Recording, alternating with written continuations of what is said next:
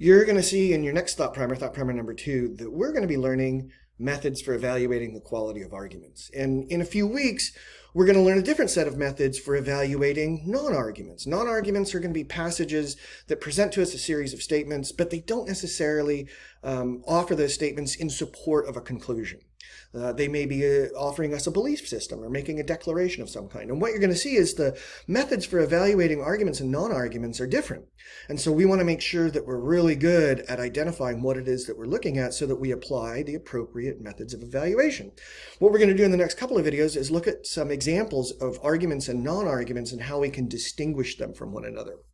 Now, the first distinction we're going to try to make is between arguments and explanations. So remember what an argument is, right? An argument is that group of statements that are in a very particular relationship with one another. Some of the statements being offered are being offered as reasons to believe one of the other statements, right? The conclusion of this main claim. And when it's an argument, somebody's offering to us premises, reasons, and evidence that points to that conclusion being true. When somebody's attempting to prove that something is the case, they're making an argument. So you walk into a courtroom and you see a prosecuting attorney and he points to that defendant and he says, I'm going to present to you reasons and evidence to believe that that person is guilty of a crime. And the defense attorney is going to do the opposite. They say, I'm going to provide reasons and evidence for you to believe that it's not the case that this person is guilty of a crime. Now, an explanation, though, is going to do something different. It's not going to try to prove that something is the case. It's going to try to explain why it's the case. So an explanation is going to assume that an event has occurred or a set of circumstances exist, and now I'm going to explain to you why this event occurred as it did or why this set of circumstances exists as it does. But it's not going to try to prove that that set of circumstances exists. It's just going to assume that they do.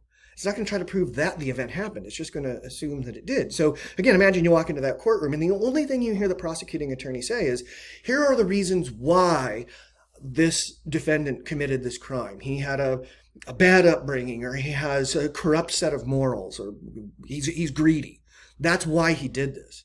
And if you're a jury, you're going to be sitting there saying like, okay, that's all fine and dandy, but that doesn't prove that he did what you're accusing him of having done. You've got to provide reasons and evidence that he actually did what you're claiming he did before you explain to me why he did it. All right? So arguments versus explanations. So up here on your screen, you have one argument and one explanation. What I want you to do is pause the video, and you really have to pause it. This is fun. Pause the video, read these two passages, and see if you can figure out which of these is the explanation and which of these is the argument. And when you're ready, you can start your video again, and we'll look at your work, or you'll look at your work. All right. So first passage says Joe Biden was elected president because voters believed he represents their interests better than Donald Trump. And the second passage says Joe Biden was elected president because he won the required number of electoral college votes. Every major news outlet refers to him as president, and all the world's leaders acknowledge he is the president. Which of those is the argument and which is the explanation?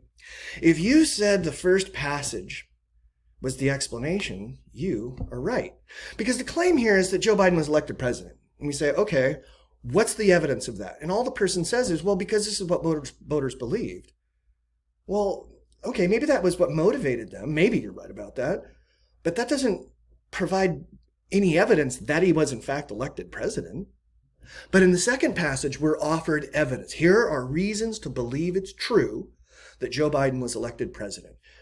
He won the required number of electoral college votes. Every major news outlet refers to him as president, and all the world leaders acknowledge that he's the president. There's my evidence to prove my claim that he was in fact elected. It doesn't explain why people voted for him, but it provides evidence for believing it's true that Joe Biden was elected president. Okay, so argument versus explanation. We want to make sure that whenever we're looking at a passage and considering it to be an argument, we want to make really clear, we want to get really clear in our minds that we're seeing somebody attempt to prove that something is the case and not just explain why they believe it's the way it is.